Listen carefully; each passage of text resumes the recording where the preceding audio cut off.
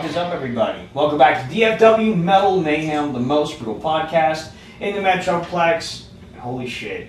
I had to change the camera angle for this one to get everything that's on the table. Charles, round two, buddy. How you doing? Pretty good, man. Last time you were here, you were it was with Chaotic Mindset. And now this is your own thing, the Killer's Vision. Yeah. It has, got tired of waiting around for everybody else to be ready, at least when you do it yourself. I feel ya. Things are ready when you're ready for them to be ready. Yeah. The more people you have in your band, the more people you have to deal with. More problems. Yeah. It can work for some people, but for others, it's definitely a lot harder. And as someone who has 5 people in my band, I can definitely tell you that. So, man, give me the fucking 101 on Killer's Vision, how you started everything with this. Well, like I said, it was just, I was in a few bands prior to, just kept falling through, people having issues with each other. And then when Chaotic Mindset came around, we just could not find a drummer. So we were like, okay, put that on hold for a little bit. And then I was just ready to play. So I started reaching out to some old friends in Canada, just from old bandmates, and asked them if they'd make me some music. And sure enough, man, a week later, boom, boom, boom, boom. Got a bunch of shit. To this day, I still haven't gone through all the music they have sent me. God damn, you must have some fucking major hosts in fucking Canada, dude. Jesus Christ. How's the scene up there? It depends where you're at. I would bet. The city, like Calgary and stuff, it's hard, man. It's hard. Everybody up there is more into the rap and techno and the indie stuff. Mm-hmm. So it's the metal scene is very small. But there are, it's out there. Vancouver, though, man, that's the place to be. If you're a metal band, go to Vancouver. There are so many places that love metal bands there. And just, you fucking sneeze and fart, and there's a fucking drummer, guitar player, and a bassist. Jesus. So There you it's go. real easy to come by. So, I take it all the people that you got music from were old bandmates from, I guess, previous projects when you were in Canada? Yeah. There's Galactic Pegasus. They were... Okay, that's an awesome name. Holy shit. I'm trying to remember his last name or how to pronounce it. He's a YouTube guy now. His name is Andrew Benet. Sounds vaguely familiar. We had all started this band, and then he came in right when shit kind of started to hit the fan with me, and I had left, and then he took over vocals when he was playing guitar, and so yeah, they helped me write a bunch of stuff. Oh yeah. Fuck, that's a fucking far move. You're just look, I'm gonna go to America, but I'm gonna go to the very bottom of America. Oh man. I wanna hear what this barbecue shit is like. What is this hot weather you talk about? Right. I wanna know what this hot weather is. You'll never get used to it. No, still haven't, man. Well, the thing is too now is when you move here, you don't get used to the heat, and then you get, you're so used to it being hot all the time that you don't fucking get used to the cold when it's cold. So people always make fun of me because they're like, "Oh, someone from Canada, being a little whiner." Yeah. So. I mean, it happens because this week, for example, was super hot and super fucking cold and super fucking hot again and super fucking cold. It's right. God damn it, we be consistent. I fucking hate the fact that we're not consistent. It sucks. We finished filming our music video for the song Great Emperor, and of course we picked the day because it was warm out. We were filming at night, so come 7-8 o'clock, it's freezing.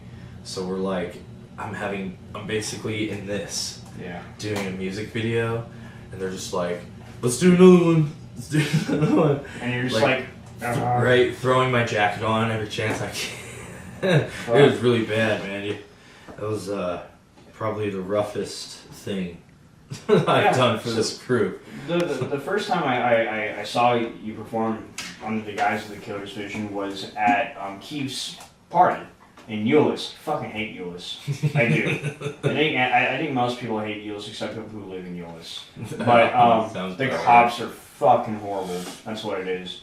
But I do remember it being a great party. I mean, that fucking trash can punch was ridiculous.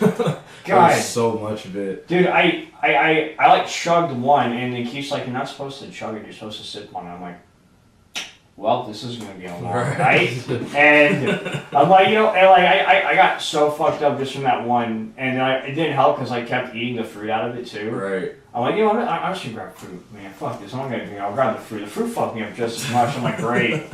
Yep. Here we go. Fucking gravy train. But I fucking love the visuals you put up on your performance. As someone who tries to emulate a style, a presence on stage, I definitely respect visuals. In fact, Scorcher's first show, I did like face paint and shit. That's right. I remember seeing some pictures. Yeah. And the only reason I don't do it anymore is just because of how much of a pain it is to go on and off in the middle of a venue while you're trying to sell merch and talk to people. I'm like, Is anyone out there who can fucking do it and maintain it? Like, good for you. I can't. Right. You know how hard it is to find face paint when it's not Halloween? For real. Yeah. Amazon's like your only fucking way. Right. And if you live here, it's hard because sometimes your Amazon package gets stolen by the homeless people. Oh. Yeah. So that's why we that's why I tell all my neighbors, like, hey man, make sure that motherfucker doesn't steal my shit. Because I'm getting work today. But no, like I love the visuals you have. I mean, just a really good stage performance overall. It's something beautiful to watch. I mean, you make crazy brutal music for, at the time I saw you being a two-piece. Yeah. And it was absolutely destructive. Then I saw you soon afterwards at Diamond Jim's because it was the night before my house party. And I'm like, I can't go to a single fucking show because I gotta clean this entire fucking house. And my mom surprised me with a visit from where she comes from. And she fucking helped me out. We got everything done. I wasn't expecting that, so I'm like, holy shit, I have everything done. I can go to a show. And I'm like, I don't want to go to Deep Ellum though, because at this point it was like 8:30. I'm like, if I go to Deep Ellum now, I'm fucked. I'm not even gonna do it. So I just like, oh shit, there's a fucking thanks to Adam from Without Sacrifice. He sent me a message saying, hey man, you gotta come out. I'm like, yes, done. Yes, that was and I do remember that set being really good too. And I'm like, cool, you know what? Like, Diamond Jim's doesn't sound that bad anymore. It was horrible. Yeah. And honestly, I mean, they did a really good job with your sound check and everything. I definitely got everything clear from y'all. I feel really bad for the Without Sacrifice boys. They got fucked on sound. They got absolutely reamed on sound. Because I know they sound a lot better than what they did. Yeah. I mean, but then they'll say, like, oh, well, it's like 6 members. What do you want us to do? It's like, so what? That's why you gotta be prepared for that shit. Right.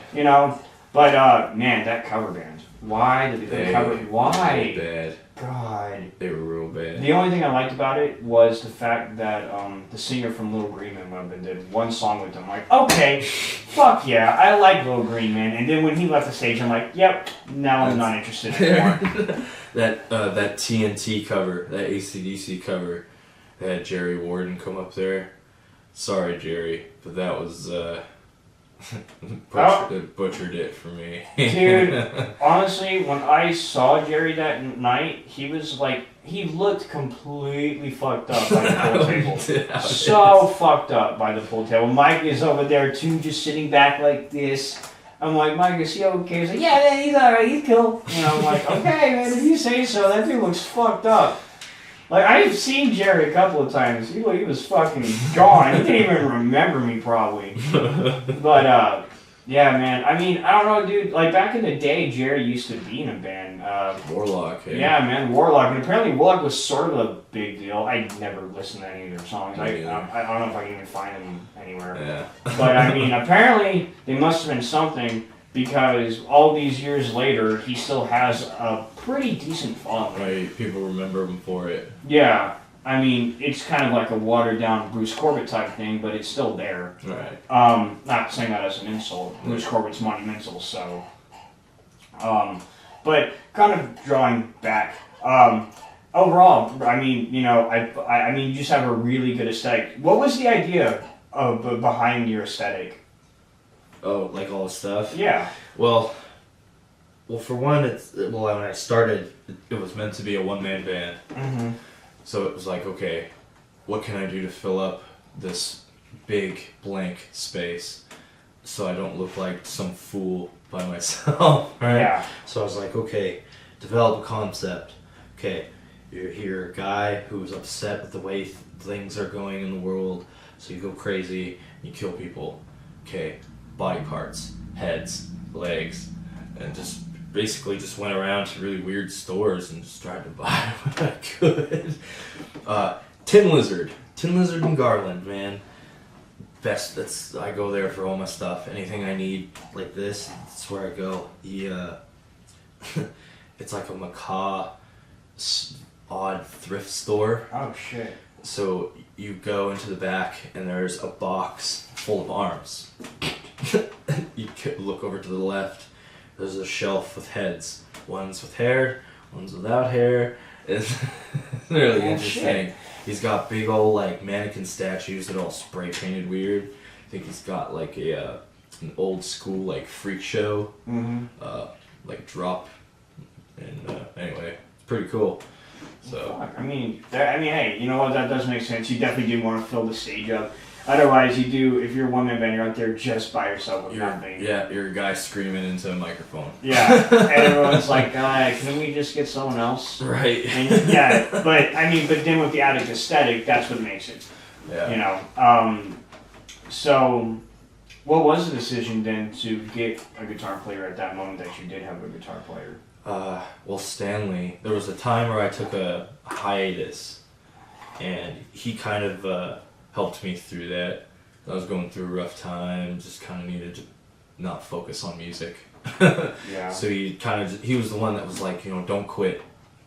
You know, keep continuing, just don't quit. Yeah. So then, eventually, I was just like, hey, do you think you can learn these songs? Because we've been talking for a long, long time. Mm-hmm. And he was just like, yep. And a week and a half later, we played a show at Killer's Tacos for the first time. Never met up to rehearse. Just fuck it. Wung it. And damn, boy. He was so flawless that there was like no way that I could like reject him and be like, no, you can't be a part of this. Yeah, for real. You know? So, and then, you know, he records too. And he like develops his own tones and just a huge gearhead, just, you know, closets full of guitar cases and guitars, just amps, interfaces, like anything you could think of. It's crazy. But he has some issues that he has to deal with. For sure. He feels like he has a drinking problem, and I've been there. It's also hard for me to decipher when he's telling me the truth, or when he's full on just trying to lie to me to get me to think a certain way, or think the way that he wants me to, or wants me to think. Mm-hmm. So he kind of was just like, hey, you know, don't want to play here, don't want to play here, don't like the sound. So I'm just like, okay, goodbye. I'm like, I love you, bro, but you know, I can't. I'm trying to do something here with this. Yeah. And like, I can't. And this was the second or third time he quit in the 4 months he was in the band, and it wasn't for like any conflict between me and him. It was just he was just having personal issues that he felt like he had to quit. So it was just. It sucks. It sucks. Personal issues. I know how it is, especially the drinking problem. And he's a great guitar player. Like. Oh, he's super nice like, too. Great guitar player. Yeah. But, fuck. He was super cool to me when at Diamond Gems. We definitely fucking slammed down beers for sure. Right. Yeah. $8 pictures. God, yeah, dude, goddamn, that works though. I had to leave, man. I missed Without Sacrifice because I was too fucked up. I was like, if I stay, I'm gonna keep drinking and I won't be able to drive home. Yeah, I feel you. It wasn't bad, man. I just Without Sacrifice sounds a lot better than that, and I just think the sound guy japed them. Sound has always been like, I know they got new equipment, but the sound guy. They keep switching them around at Diamond Gyms. Yeah, and like you have, and they're both okay. They switch them around, but the thing is that they're exactly the same exact people. Really? They never stop talking between songs, between load in and load out. They're like trying to be like a radio personality at a sound booth, and it's so annoying. Like, I remember the second show Scorcher ever had was there. We also had our debut show there. But the second show we had there, my guitar player Nick at the time, this sounded was just kept rattling on and on and on. And Nick was like, dude, shut up! Shut up! Shut up! And Nick and I have had some back and forths. And that was the first time when he was in the band where I completely was on his side. I'm like, fuck yeah, fuck that sound, dude. Fuck that sound. That was like a bonding moment that we had right there, I felt like. That's how much we were like, God, this dude, you know. That's kind of one of the reasons why we really don't play there that much. Is just because every time we do, they just never stop talking about us or stop talking about other shit. And it's like, I get it. Like, it's like they were like being, they were being annoying, but it wasn't like they were saying dumb shit. They were like complimenting us and everything, but like, I don't need my balls sucked that long. Right. It hurts eventually. Okay? It hurts. Eventually your teeth's gonna get fucking caught up. Okay? I don't want that. No one wants that. You know? But, overall, I guess, it is cool because it's like right down the road from me. Yeah. It's like 8-10 minutes away from here. They tend to book lots of cover and like hard rock. And brother bands. Like Barrage opened up for a band called Lone Scar. Oh. Lone Scar. If that's not the most brother name in metal history, I don't know what the fuck is, dude. I don't get the appeal of Southern metal. And just to say out loud, I love Wake the Fear. Great local Southern metal band. They're fucking great. That album is amazing. You're an exception. Fucking shit like Texas Hippie Coalition drives me up a fucking wall, and I don't understand the appeal. Because it's all a bunch of bands that are trying to be Pantera. Yeah. And what they do is they take Blacktooth Grin, pour half of it out, and then fill the other half with water. That's what those bands are. They're watered down Pantera. Yeah, pretty much. I always felt like they all have like a bluesy, like heavy bluesy sound to it. Yeah, I love groovy shit. Don't get me wrong, but like, when you're all the same thing, right. It doesn't help. Everybody sounds the exact same, same tuning, same tone. Yeah. And see, that's why I like our metal scene is, for the most part, is because of the fact like all the thrash bands sound different, all the death metal bands sound different from each other, even the black metal bands sound different from each other. Right. It's crazy, you don't get that. Even the fucking hardcore bands sound different from each other. Right. Like that doesn't happen in a lot of places. Like most hardcore bands are the fucking same in scenes. Everybody in the metal scene wants to stand out. Yeah, which is good. Yeah, right. So it's we kind of need to, since we're superly oversaturated. We are very oversaturated. So. Right. We definitely, if everyone sounded the same, we'd definitely be a major kick in the dick. I'll tell you what, man. Don't mean to disrespect by saying this. Most of the pit bulls aren't really into the core scene. Not at all. Anything that has like some core elements, like don't get me wrong, like Jeffrey and Cameron and Caleb, Reed, myself. We can get down with some of it. Right. And I'm still getting into it. I was at the Hunt the Dinosaur show at Tomcats last night. Great fucking show.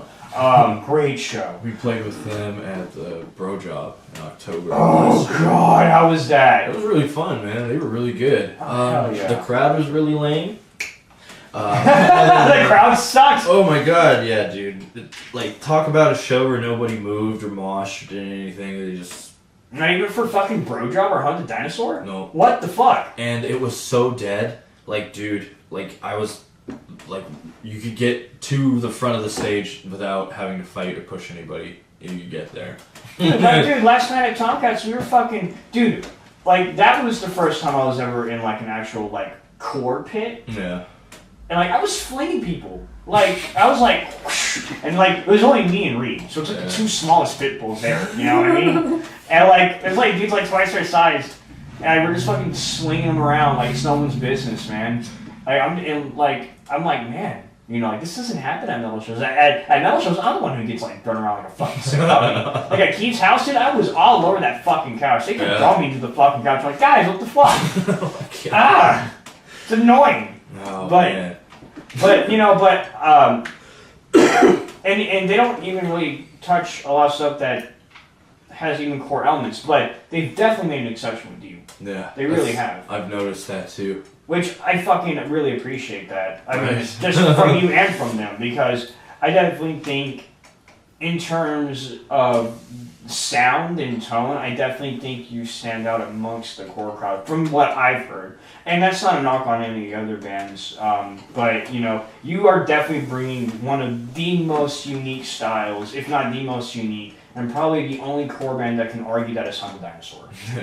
Thank you. And that's just because that dude, that Hunter, can just fucking rattle these insane vocals, and it's just ridiculous. He's got some pretty crazy, like, tunnel gutturals. And range, too. Oh, yeah. And he can drop bars of all that, yeah. Dude. I'm like, fuck, I need to retire. I'm out. No, Game over. Man. Like, it's funny because Reed, you know, I think Reed's one of the best bass players we have in the scene, by far. And I agree, I have to agree with you. Like, I've seen him play a few times, man. Much gratitude. He's dude, love you, Reed. Crazy guy. But I remember when we were going, before Hunt the Dinosaur went on, he was like, Nakoa makes me look like an infant child on bass. I'm like, no, he doesn't. He's like, no. You don't understand. He does. Watch. And I'm like, okay. And I did. And goddamn, he's so good at bass. I fucking love you guys. Nakoa, if you're watching this, you're great. Big old teddy bear. That band is a bunch of teddy bears. Yeah. They're all very talented, man. Like, that music video was nuts. That was real good. Oh, Destructo. I was pretty impressed. I was like, oh, wow. Hell yeah. Dude, honestly, I think that's where you would shine. Yeah. It's just like really, really good music videos. Or just like fucking, what I was thinking when today was like, man, I feel like you would be a really good promo slinger. Do like these like couple second videos. Nothing like too complicated, but like, I don't know, I was thinking like, I had like one example in my head where like you had like a mannequin at like the middle of like a table, like an empty ass room. And then like, it would the screen would cut out and like it would cut back in. It's like a brick or something being thrown at the mannequin, just fucking smashing it off the table. And then just your logo with like a couple of like seconds of like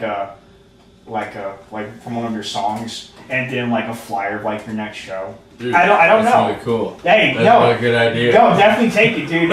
Fucking take it. You definitely have it. I was like, dude. Awesome. I was like, that's where I think you would shine with all these aesthetics, because I remember at a point where I was trying to do that with Skull Archer, and it didn't really work out as well because I just didn't have the right shit. Yeah. And between doing my podcast and, you know, practicing and writing and everything else I do, it's hard to keep up with, eh? It is, dude. I'm also a promoter for the fucking DFW Metal Fest this year, so it's even harder now because I'm working on that too.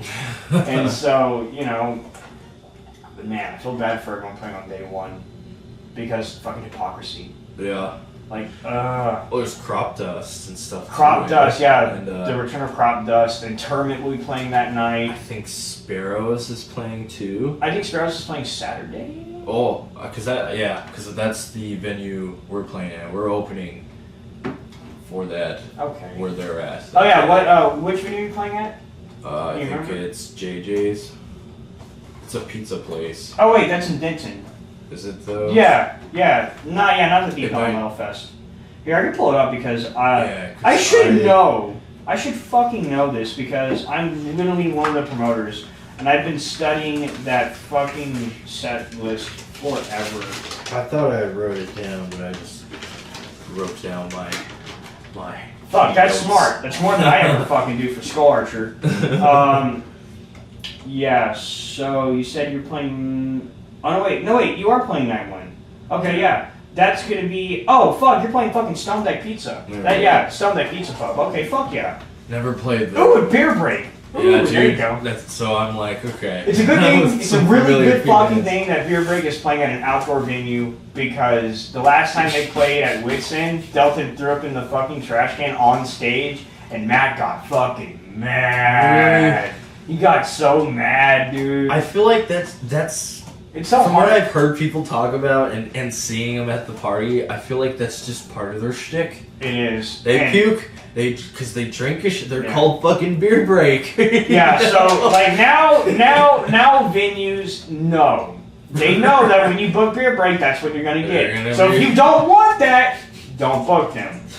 But that's something against Matt. I fucking love Matt, They were good. They were good. It does take...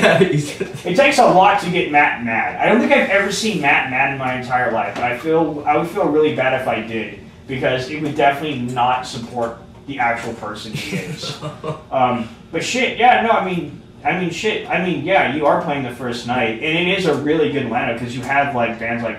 Try Night, you got fucking Not My Master from El Paso's coming up, The Return of fucking Crop Dust, Creeper, fucking Kill Everything on Friday. Yeah. Holy shit! It's a big night, man. They got some really awesome that could actually compete with Hypocrisy pretty well. Yeah.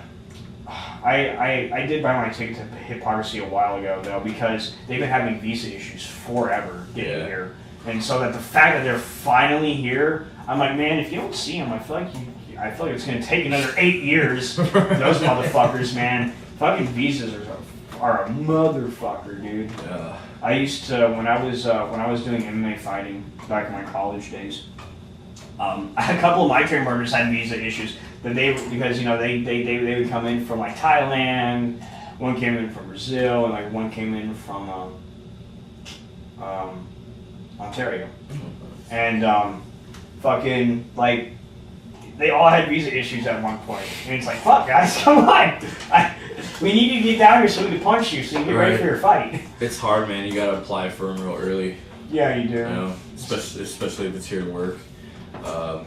America hangs on to their visas like it's their balls, man. Yeah. So. Well, shit. I hear it's actually harder to if you actually want to immigrate into Canada and become a citizen in Canada. I heard it's actually a little bit harder because we actually want skilled people. They are more into helping out refugees, helping refugees become citizens, rather than just somebody crossing over. Yeah, and trying to apply for citizenship. Yeah, and then they're gonna be there for a few years. Things might get messed up. It's it's a process. I had a few buddies from California and Washington who lived up there, and they were struggling for a while, couldn't work.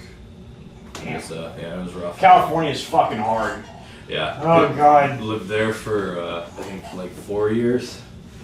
It sucks, dude. It sucks. Yeah, I had a teammate of mine who came here from there, and he's like, if I'm going to train seriously, it costs too much in California to train. I'll just come down here and get the same level of shit for cheaper. Right. So I'm like, hey, dude, you came to the right fucking place. So, man, what would you say for this project are your influences going into it? Like bands or musicians that kind of inspire you for this project in particular, Penny? Black Dahlia Murder, and with a mix of Shadow of Intent. Ooh, Shadow of Intent gets no fucking love from anyone I've heard it, and I'm happy. Which is sad. Which is sad. So good. Because they're super heavy. Two, that vocalist is just out of control. Yeah. Out of control. And that I don't know why. I think they're awesome. Oh yeah, they're fucking great. Reclaimer was a big influential album for them. Hell yeah. So it's super, super fucking good band. These days of all these bands, it's It's so fucking hard to keep up. There's because like I tell people just go to the Encyclopedia Metal website and just click random band. Click it like 30 times. You haven't heard of 29 of those bands. Right. Like I'm serious. Like there was a month that I was there. There was like last year I was doing like a month-long thing, and I was posting it on Facebook when I was doing it. What I was doing is I was the challenge was go on that website, click random bands, whatever band popped up, I would listen to their latest release and then review it. Right. And I did it for like 5 days on Facebook, posted about it, and then I stopped because no one really gave a shit. I'm like, okay, cool. No one gives a shit. I'm going to keep doing it though. Yeah. And literally the only band that came up that I knew was Oakley Doakley. Yeah.